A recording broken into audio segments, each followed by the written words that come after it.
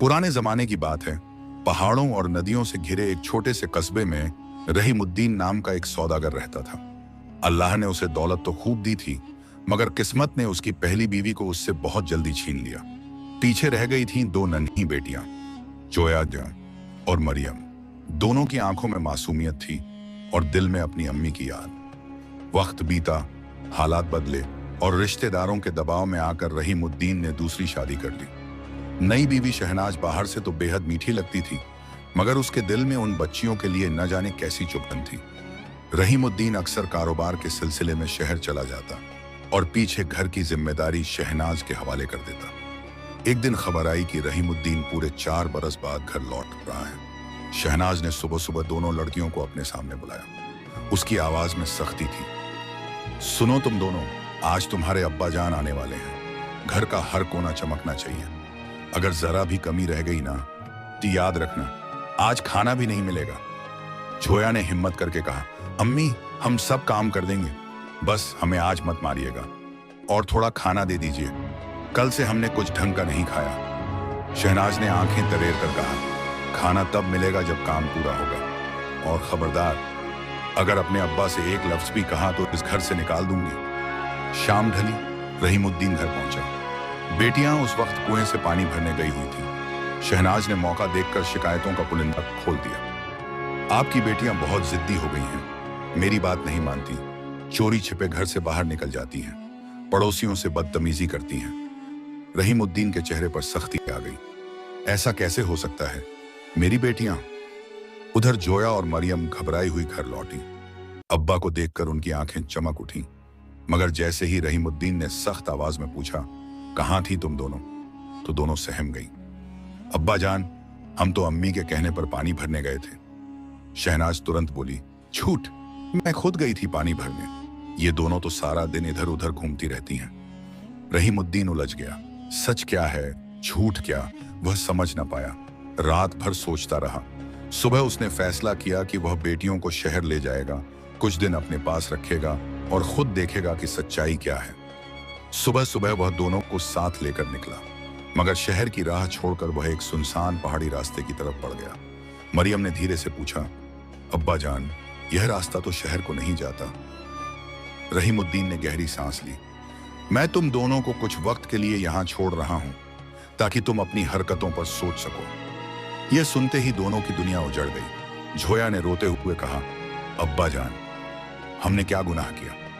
मगर रहीमुद्दीन का दिल उस वक्त शहनाज की बातों से पत्थर हो चुका था। वह उन्हें एक पुराने खंडहर के पास छोड़कर चला गया। जाते जाते उसने पेड़ से अपनी चादर बांध दी, ताकि दूर से लगे कि कोई खड़ा है। बहनें देर तक समझती रहीं कि अब्बा पास ही है, मगर जब शाम ढली और सन्नाटा गहराया तो उन्हें सच का एहसास हुआ। मरियम रो पड़ी, आपा, अब हम क्या करेंगे? जोया ने आंसू पोंछे, रोने से कुछ नहीं होगा, अल्लाह हमारे साथ है, कोई पनाह ढूंढते हैं। चलते चलते उन्हें पहाड़ी की दूसरी तरफ एक छोटी सी कुटिया दिखी। दरवाजा खुला था। अंदर एक बूढ़ी औरत बैठी थी जिसकी आंखों में नूर था। कौन हो बेटियों? उसने प्यार से पूछा।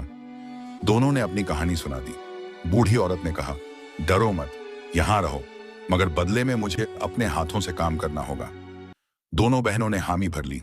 दिन में वे जंगल से लकड़ियां लाती, फल तोड़ती और बूढ़ी औरत की सेवा करती। बदले में उन्हें छत और खाना मिल गया। कई साल गुजर गए। दोनों जवान हो गईं।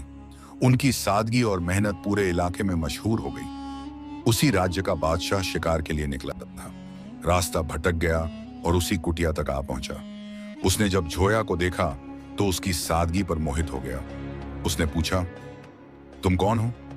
जोया ने सिर झुकाकर जवाब दिया, हम 2 बेसहारा बहनें हैं जो यहाँ मेहनत करके गुजारा करती हैं। बादशाह ने उनकी कहानी सुनी तो उसका दिल पसीज गया। उसने कहा, जिसे उसके अपने छोड़ जाएं, उसे मैं अपनी इज्जत से नवाजूंगा। क्या तुम मेरे साथ चलोगी? जोया ने मरियम की तरफ देखा। मरियम की आंखों में खुशी और डर दोनों थे। जोया ने कहा, मैं जाऊंगी, मगर अपनी बहन को छोड़कर नहीं। बादशाह मुस्कुराया, तुम दोनों साथ चलोगी। इस तरह दोनों बहनें महल पहुंची। कुछ समय बाद जोया का निकाह बादशाह से हुआ और मरियम को भी राज्य के एक नेक दिल सेनापति से ब्याह दिया गया। उधर रहीमुद्दीन को एक दिन अपनी गलती का एहसास हुआ। जब शहनाज की सच्चाई सामने आई तो वह पछतावे में डूब गया। उसने बेटियों को ढूंढना शुरू किया। आखिरकार जब वह महल पहुंचा और देखा कि जिन बेटियों को उसने पहाड़ों में छोड़ दिया था वही आज रानियां बनी बैठी हैं, तो उसकी आंखों से आंसू बह निकले। झोया ने आगे बढ़कर कहा, अब्बा जान, हमने आपको माफ किया, क्योंकि अगर आप हमें वहां न छोड़ते तो शायद हम यहां तक न पहुंचते। और इस तरह जिन बच्चियों को बोझ समझकर छोड़ दिया गया था वही अपने सब्र और नेकनियती से मुकद्दर की मल्लिका बन गई। रहीमुद्दीन की आंखों से आंसू थम ही नहीं रहे थे। वह कांपती आवाज में बोला, बेटियों, मैं गुनहगार हूं तुम्हारा। मुझे दूसरों की बातों पर यकीन नहीं करना चाहिए था। मैंने अपने ही खून को पराया समझ लिया। झोया ने आगे बढ़कर उनका हाथ थाम लिया। अब्बा जान, अगर आप सच में शर्मिंदा हैं तो खुद को माफ कीजिए। हम दोनों ने जंगल की ठंडी रातों में एक बात सीखी, जिसके दिल में सब्र और भरोसा हो उसे कोई जमाना मिटा नहीं सकता। मरियम भी पास आ गई। हमने आपको कभी बद्दुआ नहीं दी अब्बा, बस यही दुआ की कि एक दिन सच आपके सामने आ जाए। बादशाह, जो कुछ दूर खड़ा यह मंजर देख रहा था, आगे बढ़ा और बोला, रहीमुद्दीन, तुम्हारी बेटियां सिर्फ खूबसूरत नहीं बल्कि दिल की अमीर भी हैं। ऐसे लोग ही असली इज्जत के हकदार होते हैं। रहीमुद्दीन ने झुककर बादशाह को सलाम किया। हुजूर, मैंने इन्हें पहाड़ों में छोड़ा था मगर अल्लाह ने इन्हें आसमान की बुलंदी दे दी। महल में कुछ दिन रहीमुद्दीन ठहरा। उसे हर पल अपनी गलती याद आती। एक रात वह मरियम के पास गया और बोला, बेटी, क्या तुम्हें उस दिन बहुत डर लगा था?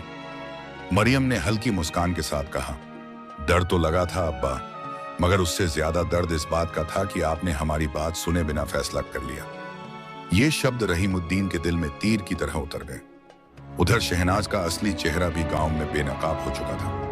पड़ोसियों ने देखा कि जब रहीमुद्दीन घर छोड़कर बेटियों को ढूंढने निकला तो शहनाज ने घर की चीजें बेचनी शुरू कर दी। धीरे धीरे उसकी लालच की कहानी फैल गई। लोग उससे किनारा करने लगे। एक दिन शहनाज को खबर मिली कि दोनों लड़कियां अब महल में इज्जत से रहती हैं। वह जलन और पछतावे में डूब गई। उसने सोचा, काश मैंने उनसे अच्छा सलूक किया होता, आज मैं भी महल में होती।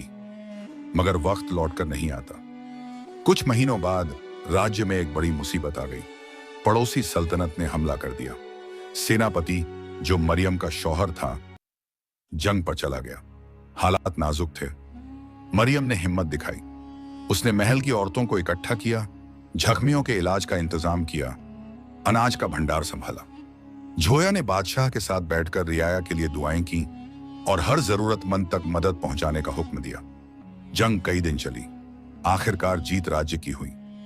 जब सेनापति जख्मी हालत में लौटा पड़ा तो मरियम ने खुद उसके घावों पर मरहम लगाया। सेनापति ने कहा, मैं मैदान में लड़ रहा था मगर असली हिम्मत तो तुमने दिखाई है। धीरे धीरे राज्य में शांति लौट आई। लोग रानी जोया और बेगम मरियम की तारीफ करते नहीं थकते थे। एक शाम महल की छत पर दोनों बहनें साथ बैठी थीं। आसमान में चांद पूरा था।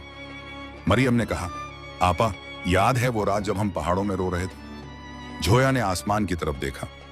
हाँ, और याद है वो बूढ़ी औरत? अगर उसने हमें पनाह न दी होती तो शायद हम जिंदा भी न रहते। मरियम ने धीमे से कहा, कभी कभी सोचती हूं, क्या वो सच में इंसान थी या अल्लाह की भेजी हुई रहमत? झोया मुस्कुराई। जो भी थी, उसने हमें सिखाया कि गिरकर उठना ही असली जीत है। उसी वक्त रहीमुद्दीन भी वहां आ गया। उसने दोनों को साथ बैठे देखा और दिल ही दिल में शुक्र अदा किया कि उसकी बेटियां आज भी एक दूसरे का सहारा हैं। वक्त गुजरता गया। कुछ सालों बाद जोया के यहाँ एक बेटे ने जन्म लिया और मरियम के यहाँ एक बेटी। महल में खुशियों की बहार आ गई। रहीमुद्दीन ने अपने पोते पोती को गोद में लेकर कहा, मैं इन बच्चों को कभी अकेला महसूस नहीं होने दूंगा। झोया ने हल्की हंसी के साथ कहा, अब्बा जान, अब आपको सब्र और भरोसे की कहानी इन्हें भी सुनानी होगी। और इस तरह वो घर जो कभी धोखे और जुदाई का शिकार हुआ था, अब मोहब्बत, माफी और सब्र की मिसाल बन चुका था। वक्त अपनी रफ्तार से चलता रहा, मगर महल की ऊंची दीवारों के पीछे जिंदगी अब पहले जैसी आसान नहीं थी। खुशियों के बीच भी इम्तिहान छुपे होते हैं, और यह बात दोनों बहनों को जल्द ही समझ आ गई। एक दिन दरबार में खबर आई कि वही बूढ़ी औरत जिसने कभी पहाड़ों की कुटिया में उन्हें पनाह दी थी, बहुत बीमार है। यह खबर एक फकीर लेकर आया था जिसने कहा कि वह पहाड़ी इलाके से आ रहा है। यह सुनते ही मरियम की आंखें भर आईं। आपा, हमें जाना चाहिए। अगर आज हम जो कुछ हैं तो उसी अम्मा की वजह से हैं। जोया ने बिना देर किए बादशाह से इजाजत मांगी। बादशाह ने कहा, रानी, जिस इंसान ने तुम्हें सहारा दिया उसका हक सबसे पहले है। हम खुद तुम्हारे साथ चलेंगे। कुछ सिपाहियों और हकीमों को साथ लेकर सब पहाड़ों की ओर रवाना हुए। वही पुराना रास्ता, वही पत्थरीली ढलानें, वही ठंडी हवा। मगर इस बार वे बेसहारा बच्चियां नहीं थी, बल्कि पूरे राज्य की इज्जत बन चुकी थी।